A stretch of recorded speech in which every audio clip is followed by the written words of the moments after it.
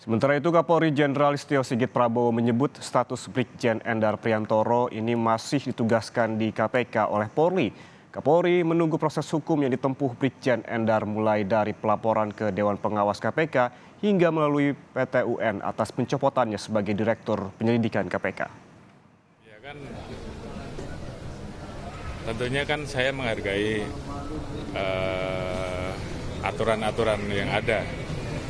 Sehingga tentunya dengan proses yang terjadi dan juga Pak Endar sendiri yang sekarang sedang memperjuangkan dalam Dewas dan Petun, tentunya itu kan menjadi hal-hal yang juga kami perhatikan. Jadi samping aturan-aturan yang memang sudah ada dan diatur, secara jelas itu akan semuanya juga bisa menafsirkan dan juga apa yang sedang dilakukan, upaya hukum yang sedang dilakukan oleh Pak Endar tentunya menjadi bagian yang harus kami hargai. Oleh karena itu kita menunggu hasil dari semua itu untuk bisa kemudian kita tidak lanjuti dengan keputusan. Oke. Pak Kapolri, tapi merasa dilangkahi tidak karena surat perintah dari Kapolri itu kan sebenarnya wajib untuk dijalankan. Ya ini kan beda institusi, tapi tentunya aturan-aturannya kan sudah jelas, sudah ada.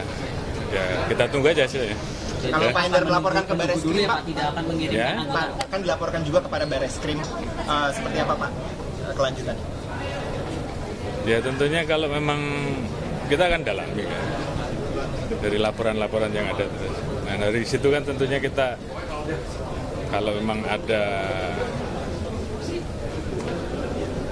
proses yang dilanggar tentunya kan sebagai penegak hukum kan kita harus melaksanakan tugas.